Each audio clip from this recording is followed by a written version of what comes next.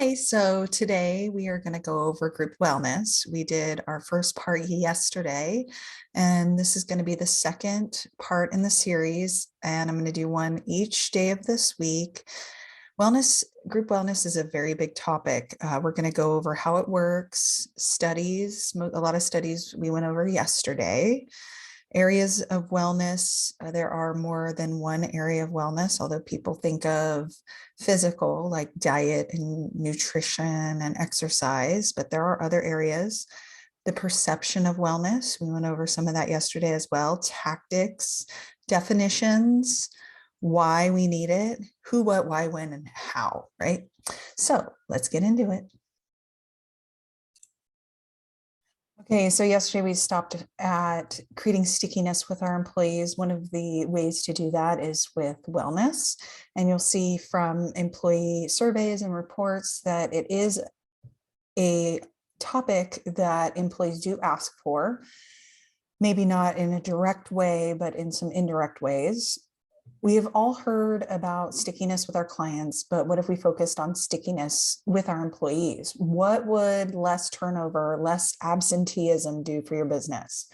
What if you had happier, healthier, more loyal employees? What would that do for your client experience as well as for retention in your business and cost-effective procedures in your business? So this is what I get when I'm trying to change personally in my life. And I just love this photo. I think it perfectly encapsulates the feeling of resistance. When we are looking at implementing change from within or within our organization, we have personal resistance, we have resistance from other people, we're trying to exert our will and the dog's doing the donkey, everybody's just, hands out, resisting against this change. And I encourage you to push through it. So one way that I look at a wellness program is it is similar to a marketing program that you would do to acquire new customers. You are trying to influence and educate your employees on why this action, participating in this program, is going to be beneficial to them for their health, for their wellness, for their productivity, their quality of life. Is there stuff in it for you? Yes, but most employers offer it because they truly, truly care about their employees and they want to attract and retain the very best talent. So to keep in mind how difficult it is to capture attention of people in today's environment, there are so many thoughts and so many advertisements going by us every single day. And there's something like 60,000 thoughts we have per day. And how many of those thoughts are for health and wellness and going to the gym and eating right? We want to try to encourage those positive thoughts around wellness and nutrition and making better decisions. So you're competing with ads, you're competing with Facebook, you're competing with video games and Netflix and all these pleasure activities, and encouraging people to do the delayed gratification activities. So they're all activities we know are good for us. However, we procrastinate on them because our brains are pleasure seeking and would rather do what's good, feels good in the moment, rather than go through short-term pain for long-term results. Our human brain processes 36,000 visual images per hour. The average person reads 250 words per minute or 15,000 words per hour. Our eyes take in 10 million bits per second. It's estimated that the average person sees somewhere between 200 and 1,000 ads per day. There are studies that show there's a lot more, but I think some of those are overinflated, but those are my estimates based off of what I've read. Most realistic, in my opinion. So we want to improve trust. So when we're asking an employee to participate in something, if they do not trust us, they're not going to proceed at all. Our compliance goes in the program goes way, way down. So we want to make sure that we're focusing on an employee experience that improves trust between the employer and the employee. And these are just a quick visual that I created to show the employee experience and everything that encapsulates the employee experience, everything from onboarding to benefits, to systems and procedures, communication, culture, expectations, etc. So as I review information, I like to share it with you. So one of the more recent items that I read was from Ovia Health, and it's about family-friendly cultures and environments. And employees, I'm always interested to see what employees are asking for and what they see value in. So childcare support, note this is not necessarily in-house childcare. This could be resources surrounding child healthcare support. It could be an FSA. There's lots of different ways to get at this. Cultural changes, physical and mental support, return to work programming, easy to understand benefits, flexible schedules and remote options, and lactation room and quality. So there's lots of ways to work these into a wellness program. And one in particular that I really see as a foundation to a successful wellness program is coaching and teaching. And I would wrap that up in this physical and mental support. So what are most employers offering in regards to wellness? So this is from SHRM, annual risk assessment, or health risk assessment. So this is basically just a questionnaire that an employee fills out and answers questions about their general health. And it is subjective. Some of the employee could lie. It's based off of the employee feedback, but it's a great place to start. The information is not shared with the employer. All of these surveys and assessments respect HIPAA and goes to a third party, and the third party aggregates the data for the employer. So everybody's information is kept private. So that's certainly a requirement for most health programs, is taking a health risk assessment. And the most successful programs do have some sort of a health risk assessment or questionnaire that they start with. Bike purchasing or bike sharing subsidy reimbursement. I thought this was interesting. Peloton and Beachbody's bike and other bike systems and at-home systems, ClassPass and things like that have really taken off since the pandemic. And it's interesting that this number has gone up. It was like 1% before, it's up at 4% now, which it was interesting to see that assistance in bike purchasing for at-home fitness. And there are going to be other things, right? There's other equipment that you can buy, but bike is just the most well-known because Peloton's done such an amazing job at their marketing. Company organized fitness competitions and challenges, 28%. This is fabulous. Company provided fitness bands and activity trackers. So again, like we talked about yesterday with the perception, there's really, really strong, positive consumer reporting around fitness trackers and wearables, particularly Fitbits and Apple Watches. A lot of employees already have it. Now employers are starting to provide it and including that in some sort of group competition. Fitness equipment subsidy or reimbursement. So saying, hey, we don't care if you get a Peloton, we don't care if you get a Beachbody bike or Beachbody equipment. We'll just give you a flat amount to spend on whatever fitness class or equipment that you want. And that is a reward for doing the health risk assessment. There are certainly lots of different awards or rewards that you can tie to a health risk, starting either completing a coaching class or completing a health risk assessment. Little incentives you can throw in there to improve the buy-in and the participation in and completion of your wellness programs and initiatives. Healthcare premium discount for not using tobacco products.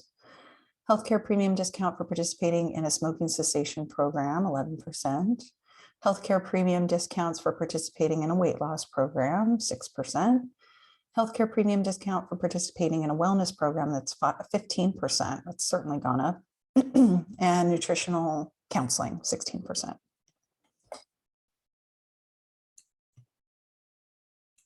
And as we saw yesterday, the most successful programs did include a coaching aspect, a health risk assessment aspect, and some sort of biometric screening.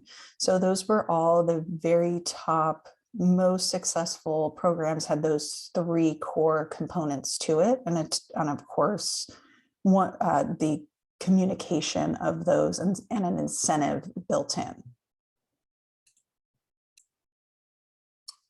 The synergies between employee well-being and productivity. So 54% of workers surveyed wanted a work-life balance.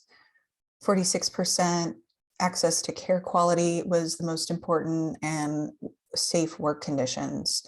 So these were where they asked executives and employees to define a healthy workforce.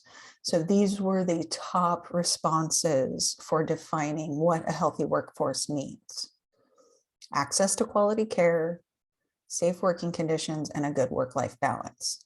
Now, good work-life balance is very subjective, so we got to dive in and define that some more. So employees mostly answered to the work-life balance component, and the executives favored access to care when in the survey.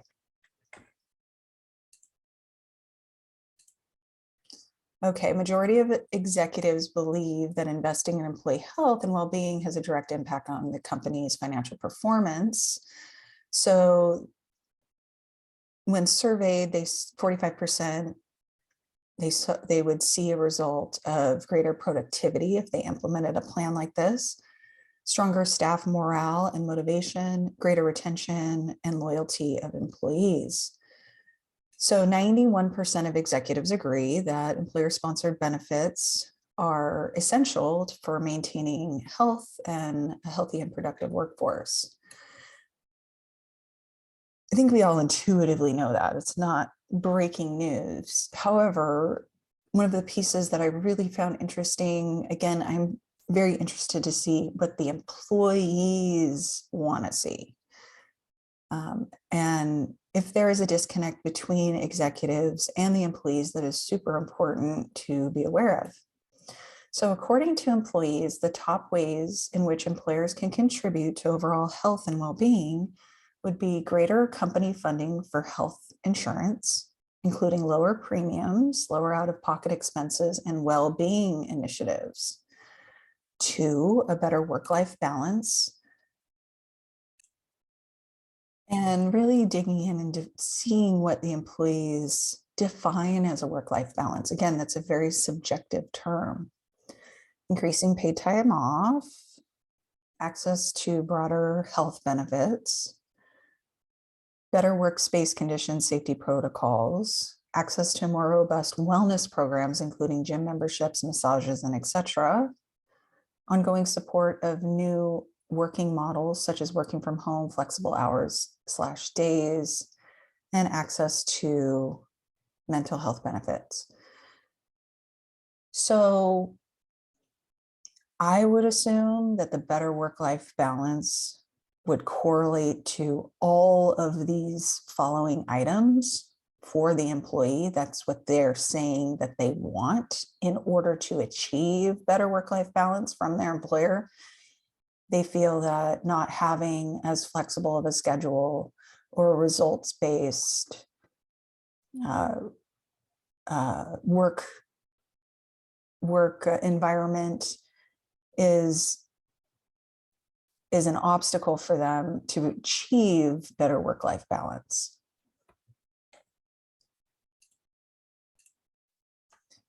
Measurable impact of well-being on business and economy. 38% of employees and executives rank fatigue, stress, burnout as large barriers to business success today.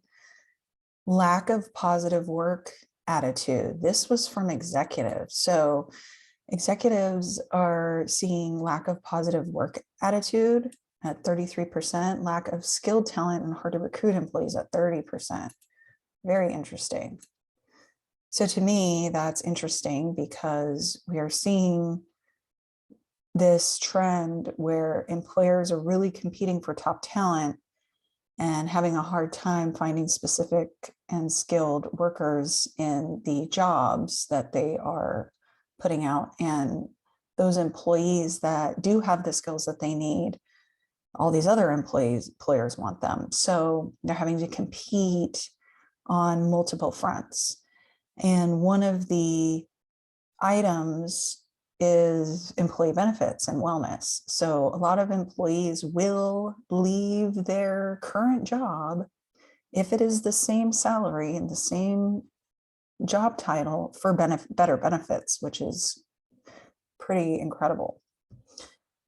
Executives report top 6 indicators for companies to measure business performance. So financial growth, earnings and profits, customer retention, employee retention, employee productivity, efficiency of operations, and employee health and well-being. So despite agreeing on the importance of healthy workforce and employee health, it was ranked 6 as an indicator of business performance, okay? Executives agree that investing in a healthier workforce is an investment in the business success of the US economy, 93%. Employers will benefit from new key performance indicators. Almost 90% of executives feel companies need to qualify the business value of a healthy, productive workforce more effectively. I agree. That's what my presentation was on yesterday. It is not a hard cost. It's more of a soft cost.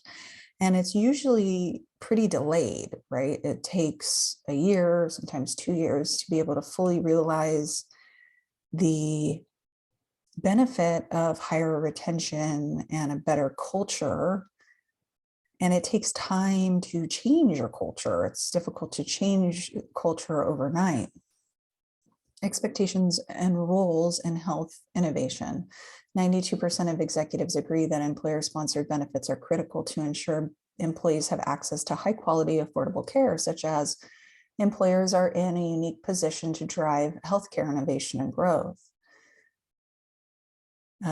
So 91% of executives agree that healthcare innovations will provide employers with new tools to improve and maintain a healthy workforce. Completely true.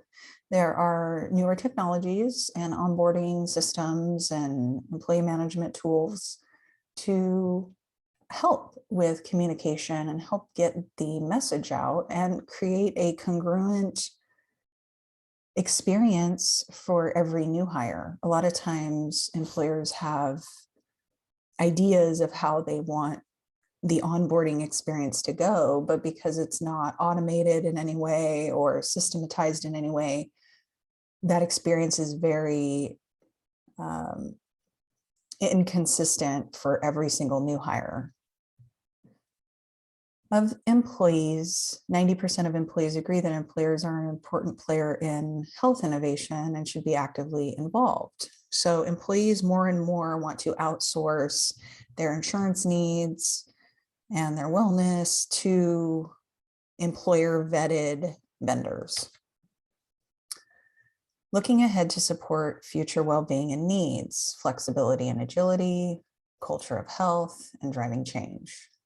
So being flexible and supporting a well-engaged workforce is increasingly important, and driving change. Employers they have more leverage. So a group has more leverage to make change in a marketplace than a single individual.